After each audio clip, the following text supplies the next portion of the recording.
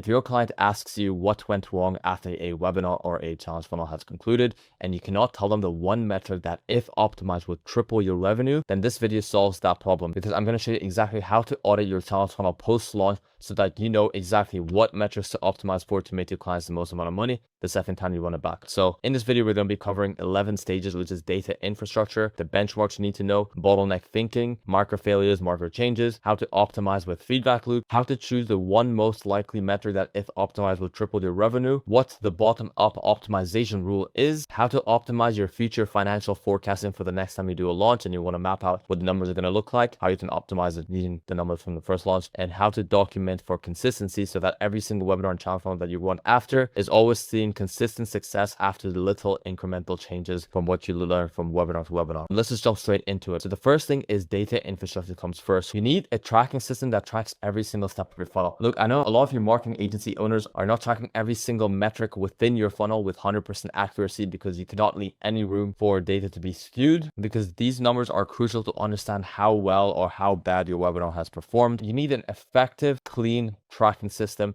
that actually tracks all your metrics, not some of your metrics, all of your metrics. And some softwares that I would recommend would be Airtable. That's what I personally use. You can also use Data Studio, which is completely fine. But essentially, the most important thing is that all funnel steps must be tracked and all metrics should be organized in funnel order, from the top of funnel, from when all the registers come into your webinar, what your opt-in rate was, then how many people you converted on the paid ticket, if there is a paid ticket, what the conversion rates were on your OTOs, which were the one-time only offers within your funnel, if you do have any, how many of them attended the webinar and showed up live, what your retention rate was across that funnel, and how many of them actually booked a call, or if you're doing the straight to checkout method that I teach on this channel, which is essentially how to sell high ticket offers without any sales calls. If you're doing that method, you need to track how many people actually converted to actually buying that offer or booking a call, and then how many people amongst those booked calls or amongst the people that actually bought the straight to checkout offer has converted into main offer sales, and then how many people have refunded the straight to checkout offer. You need to have all of your metrics tracked in order so you can clearly see from top to bottom where you could have improved within your funnel. So just like this on my screen, this is a good example. So this is how I have mine structured, but of course we track a lot more metrics than that. We track the ads, we track the number of transactions per day, and we have a bunch more metrics that I don't have as a screenshot for this mirror board right now. So that's the first thing you must have, is a data infrastructure. You cannot optimize or audit your funnel's performance if you do not have any data to play with. You cannot guess. You need to know what your data is looking like. So then the second thing you need to know is benchmarks. What good data looks like and what bad data looks like, what's normal, what's abnormal, etc. What I mean by benchmarks are contextual is that the good numbers can completely depend based on the people that are joining your webinar, based on the people that you're talking to, and your audience temperature, how well they've known you before, are they a cold lead, are you targeting warm leads only, etc. This is what you kind of need to assess. So what funnel type you're running. So a webinar challenge is a VSL application, but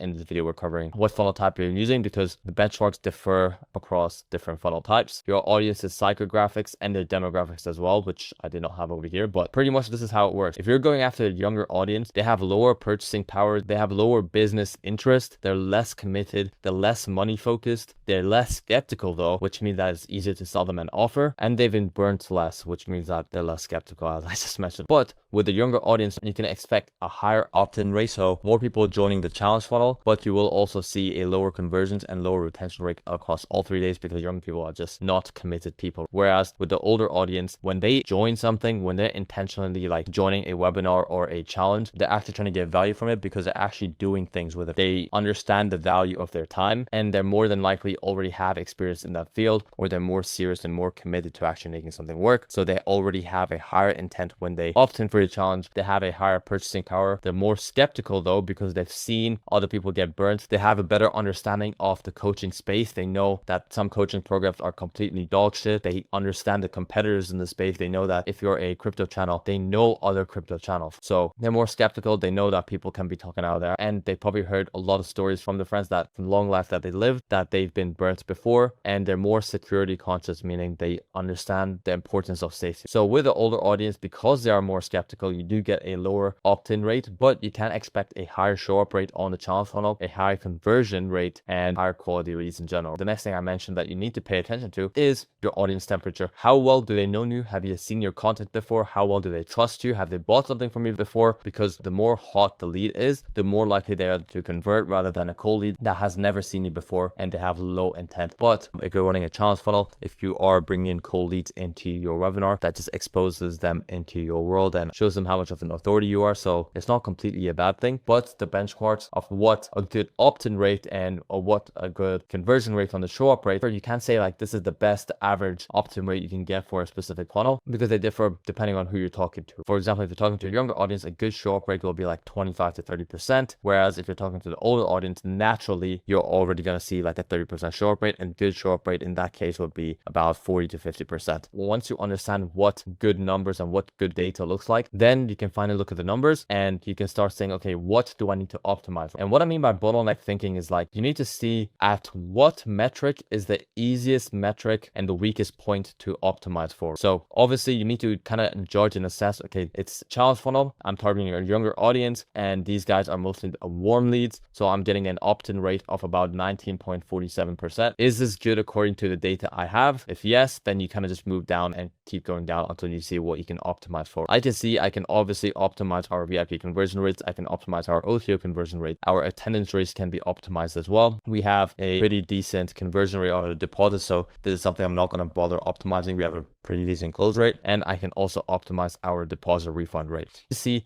what is the weakest point and what metric is the easiest to optimize. So even if I know that I can improve our VIP and OTO1 conversion rate, is this metric easier and gonna make more of a drastic impact? If I double this, will it bring me more sales? I know for a fact, if I can double the opt-in rate as well, that means I'm getting twice the amount of leads coming into the funnel. And if I can even improve everything else by 5%, and if I'm still getting an 18.72% conversion rate from the people that have shown up, then I would have also made a lot more money. So pretty much identify the weakest point and the easiest metric to optimize for. Second is micro failures. So once you've identified what metric you want to optimize for, then you need to break it down and see what is everything that will be a variable to making a change for this metric. So you want to break up that metric into micro failures and see what could be having a negative impact on the specific metric. So for example, our opt-in rate. If we were to assess our opt-in rate, what could I have done? I could have definitely improved the copy on the website. I could have had more trust elements into it. I could have improved the topic. I could have maybe had a completely different topic for the webinar that would have induced more curiosity and had a higher opt-in rate. I could have gone for a completely different target audience. I could have done entirely warm and no cold. I could have gone for an older demographic of people. Maybe we had a weak headline on the actual website. Maybe the performance of our website was just really bad and people could just not be bothered, because performance of your website, believe it or not, actually makes a big difference into how many opt-in rates you get. Or maybe the content on our funnel was a bit too vague. It can really depend. So these are all understanding all the micro failures that could be going wrong. And I was going to do a second example. So for like an attendance rate, like what is everything that we could have done to improve the attendance rate? Maybe more emails we could have sent, maybe more SMS messages. Maybe we could have added an incentive for them to show up. Maybe we could have done a giveaway that actually sees into the demands of our demographic. So if it was a younger audience, maybe we could have given away money. If it was an older audience, maybe we could have given away something tailored more to experiences. Maybe we could have even brought on a guest that are attending the event is familiar with and is fond of. Many ways that we could have done it. So this is breaking down the metric, understanding what we could have done to improve these metrics. Then it's the micro changes. So now I know, okay, the UX might be an issue, the website loading speed might be an issue. We understand that the topic might be an issue. So you want to understand what are the micro changes that you can make to the micro failures to actually improve these metrics. So you really want to break it down. And one thing I like to do is optimizing with feedback loops, because the best information that we can get for auditing and improving our data is all the feedback that we get directly from our leads, direct from our clients, because it's coming straight out of their mouth, and all the actions that we want. The reason we're doing this whole funnel, the reason we're building it out is for them to take the action that we want them to make. If we just implement feedback loops within the funnel and collect data from them, then we can take this data, segregate the data from the buyers and see what do the buyers actually want. And that's exactly what we did. This is our marketing tracker, and we've collected a lot of data. Every single lead that registers for our event, we know the average age demographic, what if they've been in business before, their education level, how long they've been trying to make money for, so on and so forth. But we also tag them with what offers they purchased. So I can easily see, okay, this is what the data is looking like on the average lead that we're bringing in, but what does the data from the people that have purchased our main offer, what do they look like? What do they want? And we ask them their biggest goals and the biggest fears. So what we would do is take all of this data, we would export into GPT, or I would do my own self-analysis and optimize for the specific bottleneck according to their fears, according to their goals, according to their demographic, and tell GPT, okay, this is my offer, this is what I'm selling, this is my audience. Can you help me create a topic for this challenge that actually fits the struggles and the needs of the people that actually bought our offer? And I would give them both data, the average lead and people who bought our main offer. And that's what I mean by optimizing by feedback loops, because now I know that the next time I do a challenge funnel, I know the topic is going to be on point, and the problem is most likely not going to be a topic anymore, because it's more optimized for sales and less for leads. So optimizing your feedback loops is something that a lot of marketing agencies are neglecting, but it's the best kind of data that you can possibly have within your clients as launches. Now you know what metric to optimize. How should you optimize these metrics? And this is what I call the bottom optimization rule, because you can easily find a metric to optimize for and think it's going to make the biggest difference. For example, our opt-in rate, if we could have doubled our opt-in rate, we would have gotten way more registrants, but that is not always the case, because if you choose a metric that's more top of funnel and you try to optimize that, what tends to happen is that it would affect all of the metrics that everything below it. So if we choose a horrible topic for the next time we do a challenge launch, it's going to completely affect our attendance rate, it's going to affect our conversions rate, it's going to affect the copy that we put onto the slides, it's going to affect all the data within the rest of the funnel. So the goal is to pick a metric that is least likely to affect other metrics within the funnel. So for example, looking here, I can easily fix the deposits, but working my way up,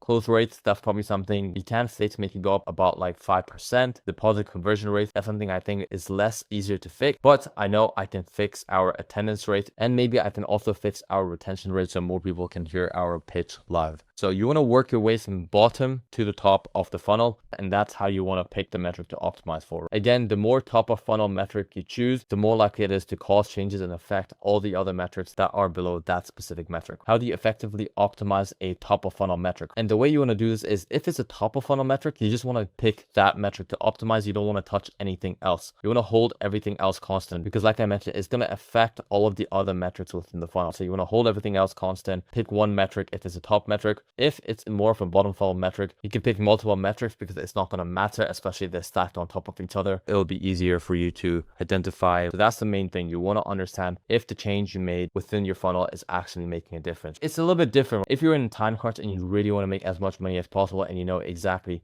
what changes you need to make to each funnel to optimize it better for. By all means, do it if you're in a time crunch. But if you really want to understand your metrics, you want to understand your data, understand and see what micro change is most sensitive to the metric and what's actually going to be the main needle mover, then that's when you just want to stick to one metric and see how much of a change that makes. But again, making these micro changes helps you reach the end goal of having that challenge funnel as an evergreen challenge funnel. Because if you can rip the same challenge funnel every single month, you're going to make a lot of money. But obviously you do not want to do that if the challenge funnel is not its best, because you're going to make the least amount of money possible. So next thing is optimizing for financial forecasting. And what I mean by this is, before every single launch, you have to financially forecast what the numbers are going to look like, just so you can have a better idea and reverse engineer how much you need to spend for what cost per lead to get X amount of revenue back. So once you've already done it for the current funnel that you ran, and now you have the realized data, what the actual data looks like, you want to have it side by side to each other and see, okay, what did I predict correctly and what predict incorrectly? So the next time you do a challenge funnel for the same client, you can have better forecasting, you can predict a little bit better. And when you can predict a little bit better, you're more likely to hit your goals, because you know exactly what the numbers are going to look like for the next time you do it. You kind of want to do this over and over again for all the launches you do, so you can have a better understanding of the performance of your next funnel. So that's what I mean by optimizing for financial forecasting, using your current data, comparing it to what you thought the data was going to look like, and seeing the difference, and understanding what metric you predicted correctly and on what metrics that you predicted incorrectly and why you predicted it incorrectly and why it did well, and then understand the reasons, and then have a little notes section and take notes, which actually leads us into number 10, which is documenting for consistency. Even with your thought processes, with understanding the data, you want to take notes so you can review it and reduce decision fatigue, so you know why you predicted a specific metric to be this this way. And you also want to document the micro changes that you made to specific metrics and see how well did it perform. Did it perform really well? Did it underperform? How you tested it, so that you know that this is actually a needle mover. And once you know it's a needle mover, you want to SOP it somewhere in your project manager, for example, so that for all the future launches, you're taking that same micro change that actually made an impact and made a difference and implement it for all of your future funnels. So again, you want to document your micro changes. You want to document the micro failures, what worked, what didn't work. You want to store that information somewhere so your whole team can see it. And then you also want to document your thought processes when it comes to your financial forecasting, why you thought a metric underperformed or overperformed, so you can make better, accurate, data-driven decisions the next time you launch a challenge funnel and see a lot more success with this. I hope you guys learned a lot from this. See you in the next video.